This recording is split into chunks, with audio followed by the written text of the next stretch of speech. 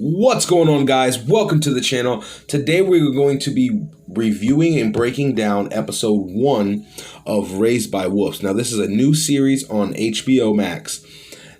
And at first, when I looked into the trailer, I wasn't really interested. I'm not even going to lie. It seemed a little weird, a little out there. But then I seen who was in it. And it's the guy that plays Ragnar from the Vikings. And I haven't seen him in anything since. I don't even think he's been in anything since. So when I seen that, I immediately had to go check it out. And man, I am actually pleasantly surprised. The first episode was pretty good. I'm looking forward to watching the next couple episodes. So if you guys are into that, stay tuned, check out this review. And if you haven't watched the episode, there will be spoilers. So spoiler warning, if you haven't watched the first episode, stop right here. Don't go any further. Go watch that, then come check it out. Also, if you're new to the channel, please make sure you like, subscribe, and hit that bell icon to be notified anytime I drop future content. So the episode starts off with these two, what we assume to be humans, crash landing on, doesn't really tell you much, we assume to be Earth. And they are obviously, what drew me immediately is how weird these guys were. So the guy, who I don't know if anybody else caught this, looked exactly like Hobson to me, but he is calm during this whole period. They crash, land, and he's like making jokes. The whole thing is about to tip into this giant hole, and he's making a joke, being funny. Well, they go, so I immediately think something's up with them. We find out later they're called androids or like robots or whatever. So it immediately shows you basically the first thing they do is impregnate her. They set up camp and they impregnate her, or they already had the embryos. I'm not exactly sure how that worked, but they hook these kids up to her, and then it jumps 9 months later. So then it jumps forward again. It jumps them to, well, no, I'm getting ahead of myself. Hold on. So before it jumps forward, they are showing you basically these kids being born. He's just pulling them out of like these boxes, right? With just, it's weird. But one of them, there's 12 kids all together. One of them, the last one, is not responding. So he's not breathing. Immediately, we get to see like these are straight robots. They're not supposed to have any emotion, because the first thing he does is like, we gotta devour it and feed it to the rest of them. The fuck? Anyway, from right there, to me, I noticed that she showed some emotion, right? So she refuses this and holds the baby close. Long story short, the baby comes back alive. That they name him Campion. I think that's how you pronounce it, Campion. So then they jump ahead again. So these robots are trying to play mommy and daddy to these 12 kids, and they're doing an okay job for the most part. And then it shows one of the girls wander off, and she basically falls into a hole and dies. And that's just like a fucked up, somber way to start this. And it doesn't show you all of them, but it kind of leads you to believe that they all start to get sick. And one by one, they all start to die. And at the end, it's only Campion left. So the baby who she brought back to life is the only one alive out of all 12 of these kids. It's clearly turned her a little bit psycho, right? She starts showing, and she starts getting a little crazy, man. And I can't blame her, but yeah. As this is happening, she is trying to teach the kids that they are atheists. They do not believe in God. They don't believe in religion. That's what destroyed the world. Now, what I noticed about this scene immediately was that Campion wasn't buying it. He wasn't going. So he was like, what the fuck is going on? Like, you say everything is supposed to be cured and fixed by science, but yet every one of my brothers and sisters is dying right in front of us. Maybe we should start praying to something. Like, this shit ain't working, y'all. And she immediately just rejecting the idea absolutely. The father, on the other hand, he's kind of open to it. Like, he clearly isn't liking it, but at the same time, it's not a big deal to him. Like, he realizes that he's human. So he starts to go down and try to find their spaceship because we are introduced to a whole nother group of people. He's talking to his son, and he tells him that this other group of humans who do believe in religion are orbiting above Earth right now. So there obviously was a war between the androids and these atheists, or in these religious people, that destroyed the Earth. He is sending a signal because he's telling the boy that they're androids. Like, they're gonna break down. They're starting to break down. And when they completely disable, there's not gonna be anybody else. Like, it's just gonna be him by himself. So he's worried about the kid. So he wants to send a message to these other people to let them know, like, hey, look, there's another human being.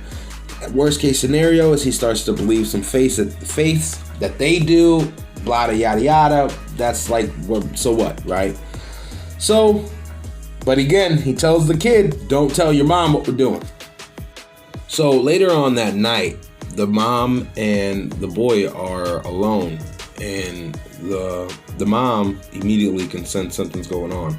So she's like, where have you been the whole day? And he tries to lie to her and give her a story, but she sees right through it. And then he tells her what happened. He tells her what his dad was doing. So she goes out, jumps forward, goes out, she's talking to the dad, and she loses her shit.